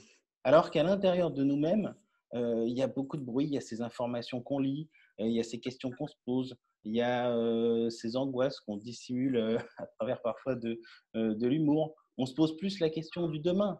Avant, le demain était abstrait. Aujourd'hui, ça devient quelque chose de beaucoup plus concret. Eh bien, la parole et l'aventure de la radio nous permettent aussi de partager peut-être d'autres choses et d'essayer de reconstruire cet espace et ce temps qui s'était devenu un petit peu discontinu et désordonné. Voilà en substance un peu ce qui a sous-tendu notre démarche. Mon cher Édouard, est-ce que je peux te demander quelque chose pour nos auditeurs et nos auditrices? C'est, comme tu es grand maître de la Grande Loge Mixte de France, c'est en quelques mots simples, c'est quoi la Grande Loge Mixte de France? Combien de loges, vos principes, la mixité, combien il y a de frères, de sœurs, de loges, etc. Ouais, pour situer un peu, tu vois, pour que nos auditrices et nos auditeurs vous situent dans le paysage maçonnique. Oui, la Grande Loge Mixte de France, c'est une obédience qui a été créée en 1982, qui est composée aujourd'hui de 250 loges à peu près sur l'ensemble du territoire national, qui est composée d'hommes et de femmes. Il y a 52% de sœurs, 48% de frères. Nous avons 7 rites, nous pratiquons 7 rites. Et puis, nous avons autant de loges qui travaillent plutôt sur des questions spirituelles que d'autres loges qui s'inscrivent plutôt dans le défi présent et puis dans une volonté de s'ancrer dans les problématiques plus contemporaines. Et ça signifie qu'il y a peut-être moins de cohérence globale, puisqu'il n'y a pas vraiment un courant de pensée ni une méthode de travail unique. Et puis une tendance assez iconoclaste qui est de de détester toute forme d'autorité et toute forme de moralisme. Ça, c'est assez propre aux maçons en général, mais alors à la Grande Loge Mixte de France, c'est assez exacerbé. Et donc, c'est pas toujours évident, je ne veux pas prêcher pour ma paroisse, mais d'être grand maître d'une telle obédience, parce que finalement, on est d'accord sur quasiment rien, c'est ce que je disais ce matin à Gilles, et que malgré tout, on arrive à être d'accord sur un certain nombre de principes essentiels qui sont la liberté, la démocratie, puis la mixité.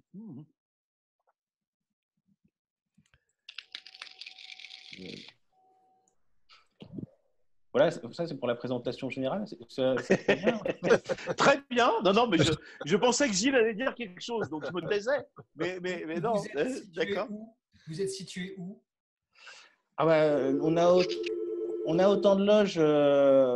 On a des loges dans toute la France, en métropole naturellement, mais aussi à La Réunion, en Guyane, aux Antilles, Martinique. Il y en a en Corse. Évidemment, il y a une tendance, alors je ne sais pas si elle est observée aussi dans les autres obédiences, il y a beaucoup de nos loges qui sont dans le sud, que ce soit sud-est ou sud-ouest, ce sont des régions très dynamiques. On a peut-être plus de difficultés dans l'ouest, même si aujourd'hui ça se redynamise. Et puis, on a une cinquantaine de loges en région parisienne également. Donc, on est assez… c'est intéressant d'ailleurs de voir que, je ne sais pas si vous l'avez constaté, mais en visitant les loges, on voit qu'il y a des traditions et des cultures d'une loge à l'autre qui sont vraiment marquées par les régions. Quand vous allez pratiquer la maçonnerie dans le Nord, à Lens ou à Lille, ce n'est pas du tout la même maçonnerie qu'à Toulon, à Marseille ou à Bordeaux. Et les loges s'imprègnent de cette histoire-là. On ne boit pas la même chose aux agapes, c'est sûr. C'est vrai en plus. Peut-être qu'Élise veut nous dire quelques mots sur la… Alors, Élise, responsable de la communication de la GLMF, Grande Loge Mutuelle de France, non pas Mutuelle Mixte. En plus, on est à la GMF, on est assuré à la GMF, et je confonds toujours. Voilà. Parce que avant, Gilles vendait des rillettes aux mutuelles du Nord, c'est pour ça. Voilà. C'est vrai que le grand maître Édouard Rabon l'a rappelé, il y a une grande volonté à la fois d'extériorisation, à la fois d'apporter de nouveaux moyens de communication aux membres de l'obédience, que ce soit en interne, mais aussi auprès des profanes qui ont peut-être envie de nous rejoindre ou ont envie de frapper à la porte de nos temples. Donc, le grand maître a rappelé à la fois Sisyphe. Nous avons mis en place aussi une newsletter et on essaye, comme vous le faites, vous, sur Radio Delta, aussi d'accompagner une démarche un peu dynamique et moderne de la maçonnerie, même si on le sait, la franc-maçonnerie est une société un peu traditionnelle. Il n'empêche qu'il faut quand même que nous vivions avec l'air du temps. Alors, je ne dis pas de tout dévoiler et de céder au diktat des nouvelles technologies, mais quand même, nous avons besoin de nous ouvrir un peu plus. Et ces démarches, les démarches envisagées, les démarches déjà installées en font partie. Et donc, nous sommes très, très honorés, je pense, de vous rejoindre pour une émission bientôt, j'espère. Ah oui. Il y a quelqu'un qui fait du bruit là. C'est pas moi. C'est encore Benamou, sûrement. Ça doit être Benamou. Viviane qui bouge. Non. Viviane, elle bouge. Ce n'était pas moi puisque mon micro était coupé. Non, mais tu t'appelles pas Viviane, c'est Ingrid. Viviane, tu nous entends? En tous les cas, elle vous répondra pas. Mon truc à l'horizontale, je suis un peu une bleue. Mais ça fait beaucoup de bruit. Coucou tout le monde. Bonjour, bonsoir. Bonsoir. Je vois, on est tous en mode confinement, ça fait plaisir. Voilà. Alors, moi, je dirais ça fait chier, mais on peut dire ça fait plaisir. Mais il est là, le pèlerin. Mais comment Bonsoir. Attends, on termine la séquence GLMF et après. C'est pas grave, j'ai un whisky. Yann n'est pas là, mais j'ai mon whisky. Pardon. Mais c'est vrai que nous, en fait, comment dire, que ce soit la radio, Internet, etc., en fait, peu importe. Avant, il y avait les parchemins et les bouquins, c'est pareil. C'est ce que vous voulez, c'est vous le message que vous voulez véhiculer, et c'est à vous de trouver les arguments ou en tout cas de dire ce que vous avez envie de dire. Voilà, et le faire sur la radio, bah, c'est, je pense, surtout qu'on est une radio web, c'est-à-dire une radio qui est de plus en plus écoutée, parce que bientôt les radios, ça sera pratiquement plus que sur le web. Donc, on a la chance d'être un peu précurseur en la matière. J'allais dire précurseur et d'ailleurs les seuls. Donc, en plus, c'est bien, on est non seulement précurseur et monopolistique, donc c'est super. Pardon, Gilles. C'est-à-dire qu'on les a tous éliminés, ceux qui ont voulu. Faut pas le dire. On a quelques frères de Serbie qui nous. Et donc, Gilles est confiné aux îles Caïmans. On le voit à sa chemise. Il y a ton yacht qui tangue, Gilles. Voilà. Et Foucret est à Moscou, mais il ne faut pas le dire. J'ai été visiter une fois, enfin plusieurs fois même, la Grande Loge Mixte de France. Donc c'était rue Pétion, comme ça dans le 11e à l'époque. Et tout à fait, les locaux Voltaire. Rue Pétion, on a toujours deux temples là-bas. Oui. Ce sont des locaux parisiens.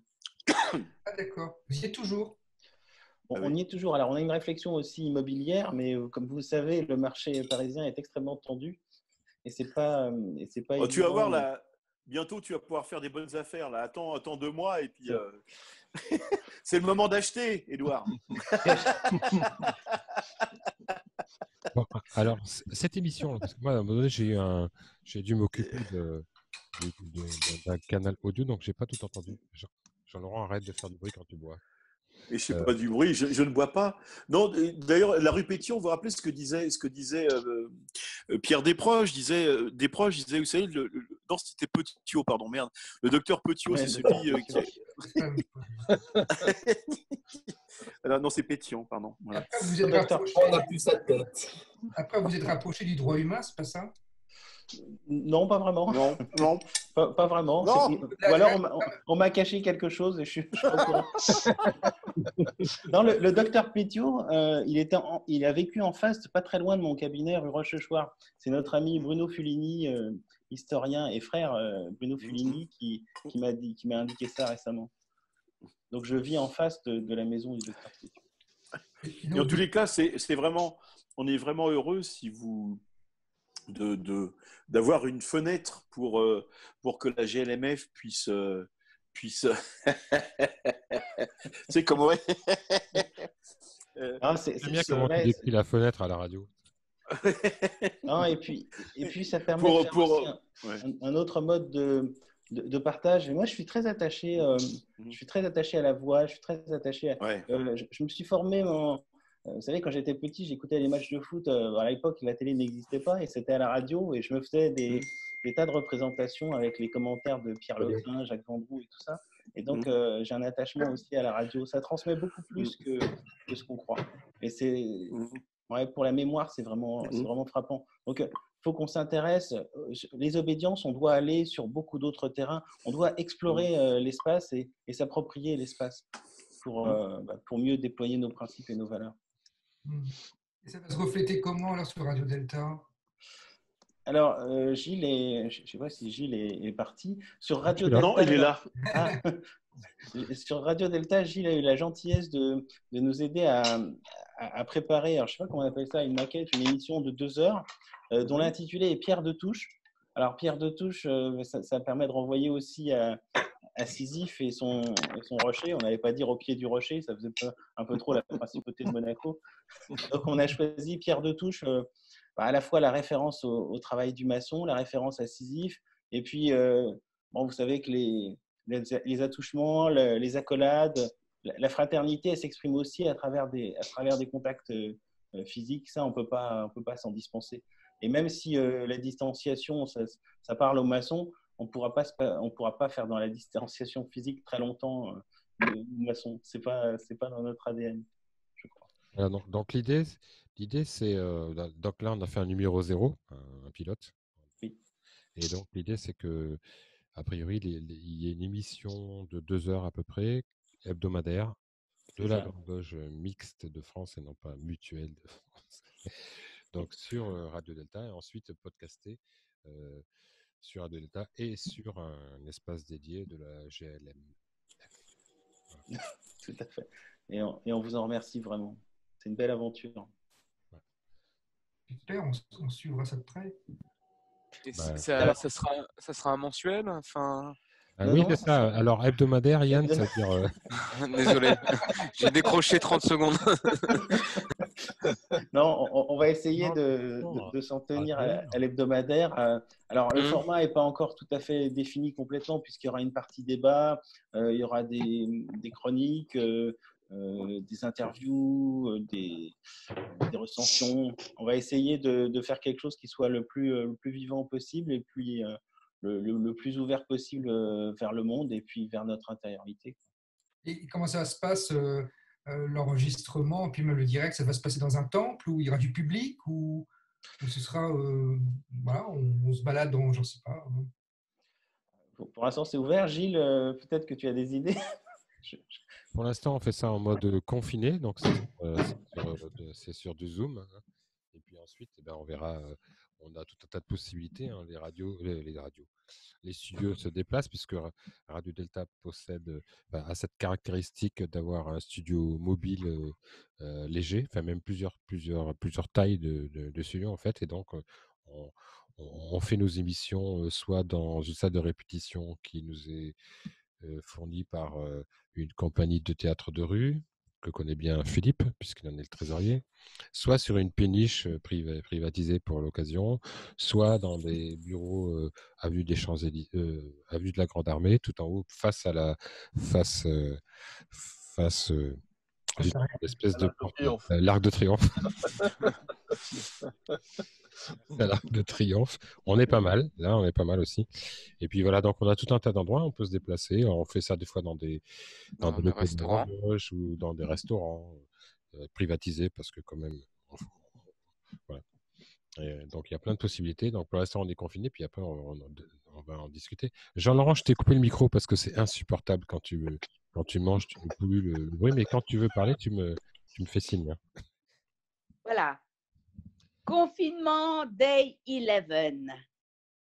Plus les jours passent et moins on a envie de sortir. On n'a plus de but, sauf celui de vivre. On fait connaissance avec soi-même.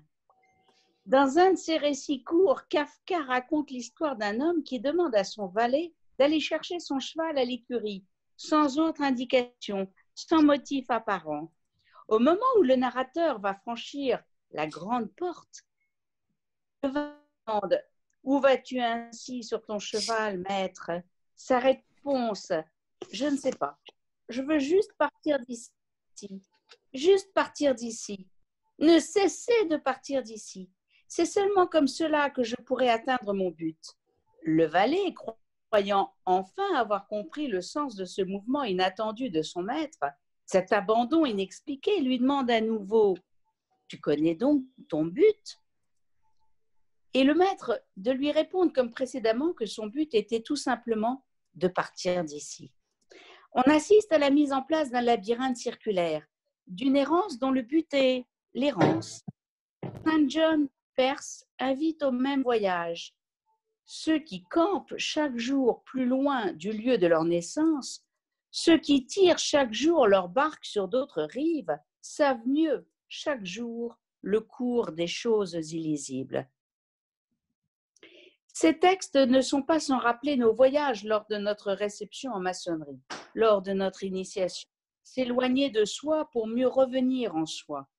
Se détacher de celui ou celle dont on a idée, dont on a illusion, pour retrouver celui ou celle qu'on est. La cérémonie de réception au premier grade du rite écossais rectifié, tout le monde sait que je parle souvent du rite écossais rectifié, est une méta-histoire dans laquelle l'impétrant retrace l'emblème important de la création qu'il décompose pour apprendre d'où il vient et savoir que, s'il en a un vrai désir, il doit se réintégrer au principe initial qui préexistait à cette création matérielle. Le candidat, la candidate, a par son action représenté des voyages emblématiques et mystérieux et reconnu des éléments originels de la constitution de l'univers dont il fait partie. Il s'est déplacé en lui-même sous les yeux de ceux qui vont le reconnaître comme frère ou sœur et leur a offert le souvenir de leur propre action. Le rituel maçonnique va n'avoir de cesse de déconstruire, puis de repousser les limites de l'espace avec une proportionnalité inverse à celle du temps qui, lui, va se réduire, à l'instar de ce cercle dont le centre, le temps, est partout et la circonférence, l'espace, nulle part. Un peu comme le jeu d'enfant des ricochets. Dans le iode, valeur numérique 1, l'unité absolue, il y a un dalet, iode, dalet, qui signifie la porte. Le dalet, c'est la porte du non. C'est une porte dans le temps qui n'accepte pas le maintenant. Être, c'est ouvrir la porte du présent qui ne reste jamais présent pour se projeter dans le passé ou dans le futur. C'est pourquoi il faut partir de soi.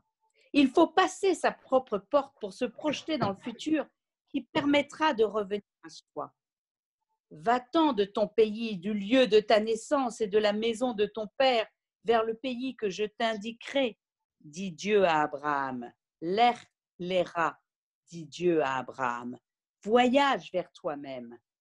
C'est ce que l'initiation nous propose.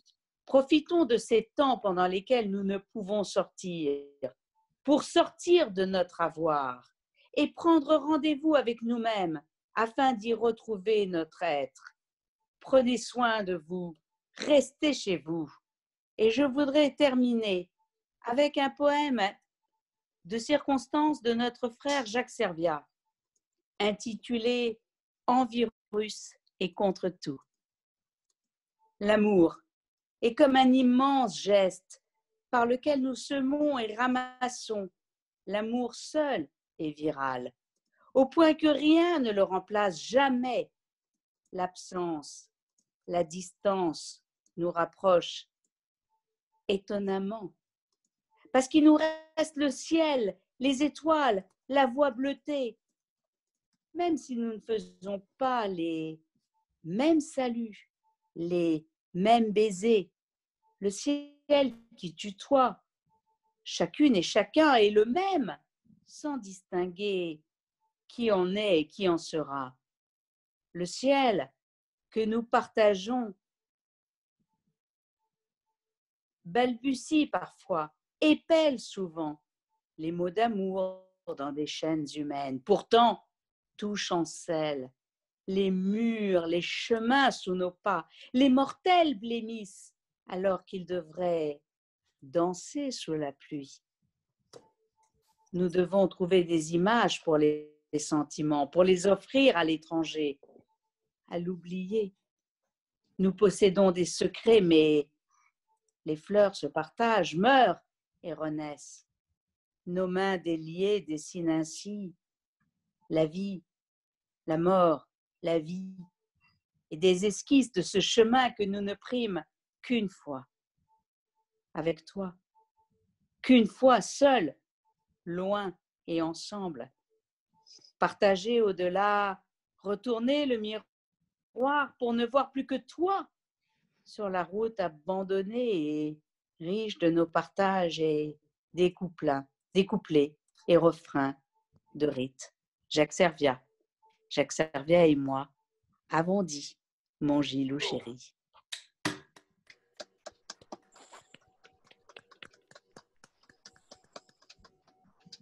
Merci Viviane, merci Jacques Serviat, dont les mots sont encore plus beaux lorsqu'ils sont prononcés par Viviane. Hein, quand même. Eh ben voilà, il est 21h54 minutes et 58, non 50, voilà.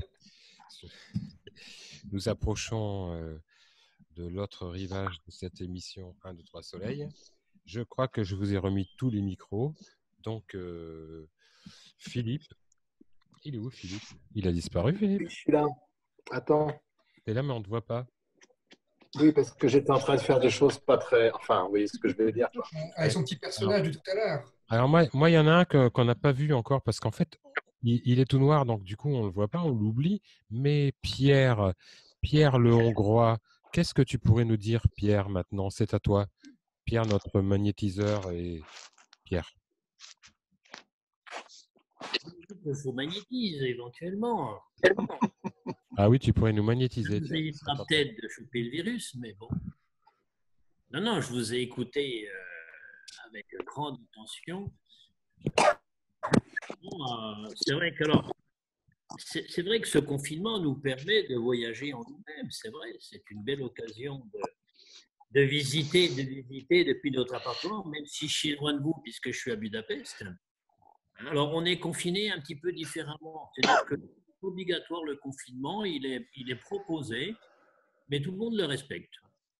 Ce qui est très curieux, les rues sont vides, mais personne ne se balade, donc c'est très bien, voilà. Non, c'est tout. Non, j'ai beaucoup apprécié cet hommage à Frédéric Pierre, que j'ai peu connu, puisque je l'ai connu surtout quand il était, on va dire, très malade. Mais c'est vrai que j'ai pu apprécier sa verve et son érudition. Évidemment. Voilà, j'ai dit. Merci Pierre, mais tu vas pas t'en tirer comme ça. Parce que quand même, tu as participé à certains enregistrements de conversations autour d'un thé au safran, si je ne m'abuse. Certes, oui, il y a un enregistrement, oui. Ouais, donc la moitié en fait. Ouais, non, mais... enregistré 2 émissions en une. Et non, malheureusement, j'ai assisté qu'à une seule. Ah oui. L'autre, elle avait été reportée, je crois, quand voilà. Mais, voilà. Puis enfin, après, je suis parti, donc c'est voilà. Et oui, voilà. Donc ça se passe bien là-bas, donc du coup à Budapest, tu t'y fais? Ça se passe très bien, ouais. Bon, tu sais quelle est ta mission là-bas? Non, pas encore. Et j'ai une mission seulement. Tu vas la connaître. C'est de nous amener des auditeurs budapestois et hongrois en nombre. Hein. Et comme je sais d'où proviennent nos auditeurs, je ferai attention, je vérifierai. Voilà. Ah, mais c'est vrai que dès qu'on ne sera plus confiné, je pense que je vais essayer de retrouver mes activités maçonniques, évidemment. Et qui dit activité maçonnique dit bien évidemment écoute de Radio Delta. Oui, c'est un passage obligé pour tous les maçons qui se respectent, on va dire. Eh oui, voilà. Ok, bah écoute, merci Pierre d'être venu d'aussi loin pour participer à cette émission quand même. Je salue l'effort parce que c'était pas évident. Budapest, ça se fait pas comme ça en 2 minutes et vraiment merci beaucoup. C'est moi qui te remercie d'abord pour m'avoir invité parce qu'effectivement je n'avais pas imaginé participer avec vous à cette agréable soirée. Enfin, agréable, non, c'est pas le mot qui convient, disons, c'est cette soirée d'hommage. Effectivement, je pense qu'on a tous partagé ce brin d'humour, comment dire, un petit peu grivois, mais pas toujours, comment dire, je cherche un mot qui caractériserait bien cette forme, voilà. Cette forme d'humour, humour bidon. Mauvais goût peut-être. Franck, c'est bien le qualifier. Aussi, peut-être, oui, un petit peu. Ouais. C'est l'humour qui nous caractérise. C'est le ton que nous avons su donner à cette radio, toujours à la pointe. Voilà. Donc, j'espère que tu feras comme pour Edouard, que tu m'inviteras la prochaine fois. Sans aucun problème. Et donc, il y a Daniel qui met un petit truc, là. C'est une incrustation. Voilà, c'est comme dans Radio Delta TV, hein, on a le droit à la petite. Ah oui, c'est. À droite, ou c'est à gauche. C'est inversé pour moi. Hein. Donc, il est 22h. Donc, normalement, c'est l'heure de la fin de 1, 2, 3 Soleil. Bon, ce soir, c'est un peu exceptionnel. Hein. C'est une émission qu'on a décousue. On a arraché. C'est l'heure où on boit un coup, hein. D'ailleurs, à Budapest, il peut nous envoyer de la palinka. Tiens.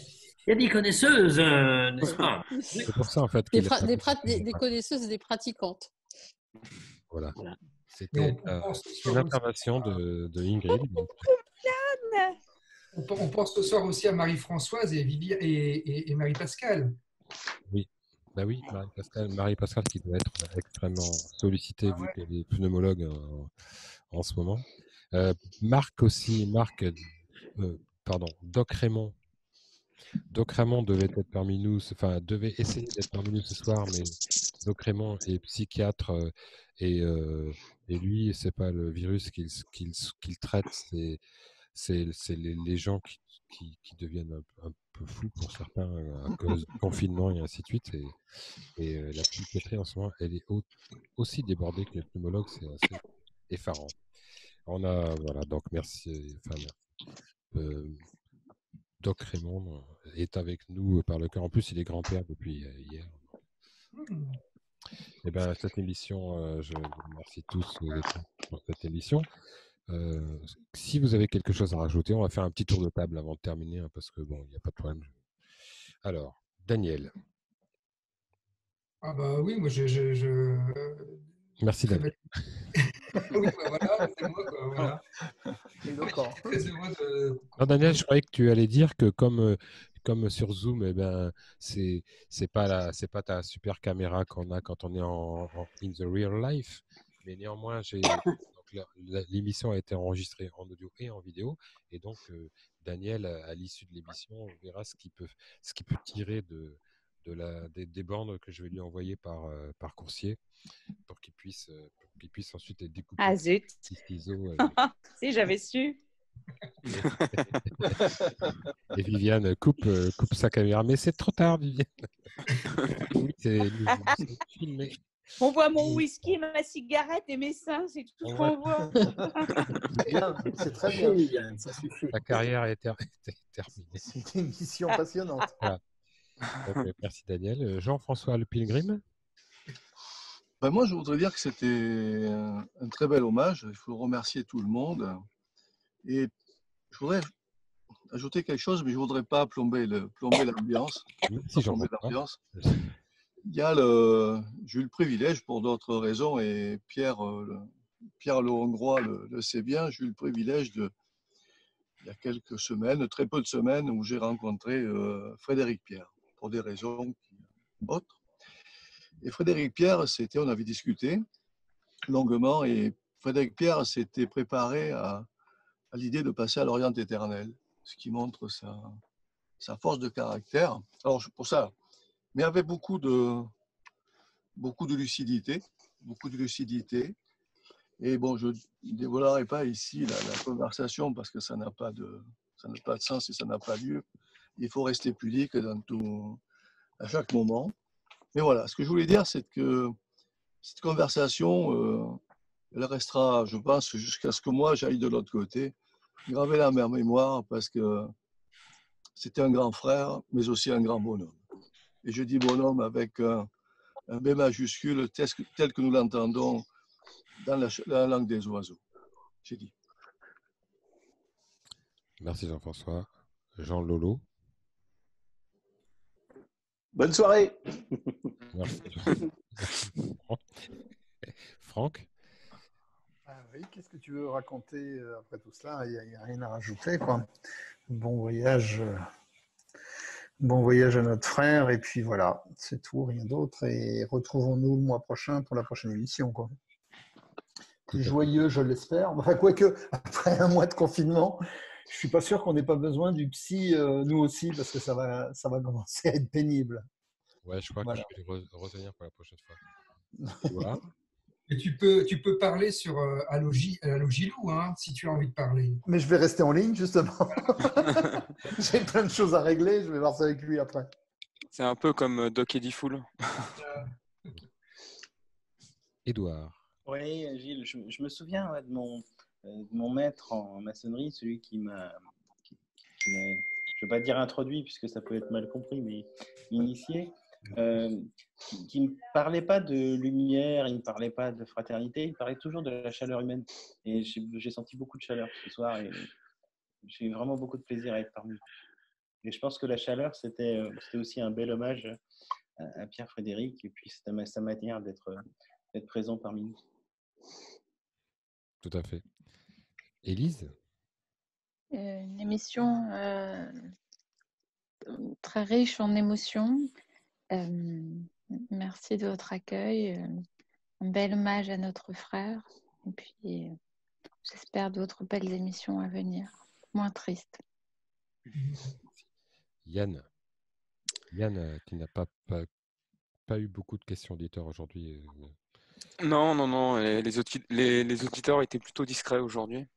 Non, bel hommage à Frédéric Pierre. Bienvenue à cette nouvelle émission sur Radio Delta et dans l'aventure. Et je voulais vous dire que nous, Pierre Brut, on vous donne rendez-vous le vendredi 10 mai. Donc, on est en train de voir pour maintenir l'émission. Cette émission, c'était initialement prévu sur l'anarchisme, en fait. Donc, on vous donne le 10 mai pour parler d'anarchisme chez les Pierre Brut. Super. Bon, anarchisme et franc-maçonnerie. Philippe, est-ce que on a vu ton chat tout à l'heure? C'est le 10 mai ou le 10 avril? Oui. 10 avril. C'est pas mon chat, c'est la chatte de ma belle-sœur. Ne riez pas, c'est pas de ma faute, c'est une chatte. Mais en fait, ce que je voulais dire, c'est pas tellement une conclusion de l'émission, c'est plutôt depuis une dizaine de jours qu'on est confiné. Il y a beaucoup de choses qui se passent, je pense, dans nos vies. Il y a beaucoup de choses qui nous arrivent et il y a beaucoup de choses qui nous viennent à l'esprit. Et tout à l'heure, j'ai eu un long message. Je ne vous raconte pas le message, mais d'un seul coup, je me suis dit, mais finalement, ce confinement va m'apprendre à distinguer l'essentiel du futile. Parce que nous sommes obligés de nous concentrer sur l'essentiel, non pas parce que nous sommes en guerre, mais parce que nos libertés sont privées, finalement, privées de beaucoup de choses. Ce soir, je ne peux pas sortir, aller faire un tour, je ne peux pas aller me promener, je peux effectivement faire l'émission grâce à des outils, mais d'ailleurs, pour moi, c'est l'essentiel. Hein. Et justement, tout le côté futile, ou plutôt le côté accessoire que futile, parce que dans futile, on a perdu Philippe. Il y a un côté fête, et c'est bien aussi de faire la fête, mais plutôt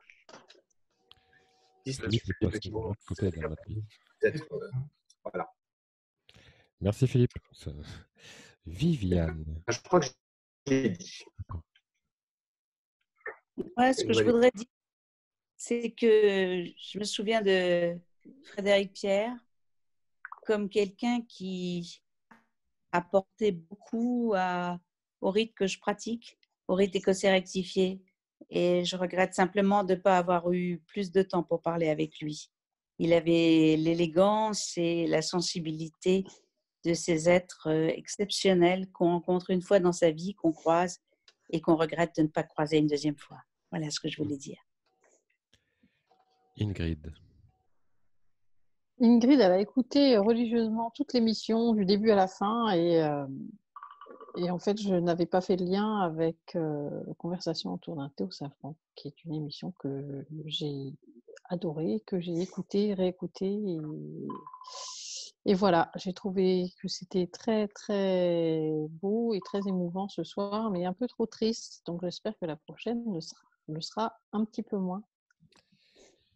Oui, d'autant que Frédéric Pierre était loin d'être triste et on a déliré jusqu'au bout, même sur les conversations autour d'un thé au safran. Je me rappelle qu'une fois, Marc avait sorti une vanne sur le sablier, sur le sablier qui mesurait le temps. Et Frédéric Pierre lui dit t'es sympa de me parler du sablier parce que je sais que mon temps est complet, mais t'es gentil de me le rappeler toutes les 2 minutes. Voilà. Donc, c'était aussi ça, Frédéric Pierre. Écoutez, je vous remercie à tous. Jean-Laurent, tu veux vraiment rien dire parce que là, j'avais pris ta place parce que tu avais disparu de l'écran tout à l'heure, mais non, c'était une belle émission et avec quelqu'un qu'on aimait beaucoup et qu'on connaissait bien, enfin que je connaissais bien. Mais voilà, et je suis très heureux que Édouard et la GLMF fassent partie aussi de l'aventure de Radio Delta. Et j'espère que voilà, c'est une belle amitié parce que c'est vrai que ça fait aussi, sans faire un truc perso, ça fait quelques années qu'on se connaît avec Édouard et c'est quelqu'un qu'on apprécie tous beaucoup et qui est toujours là quand il faut être là, qui a jamais répondu absent quand il fallait répondre présent. Et donc, je suis vraiment très heureux de le retrouver dans cette nouvelle aventure. Voilà. Bienvenue, Édouard, et la GLMF. Merci, Jean-Laurent. Merci beaucoup. Merci à toutes, merci à tous. L'émission est maintenant terminée. Nous allons clore en musique.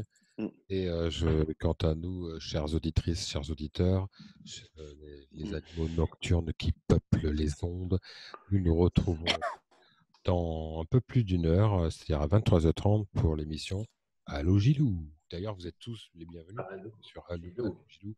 En général, ça pulse à partir d'une certaine heure. Je vous embrasse tous et à très bientôt. Ciao.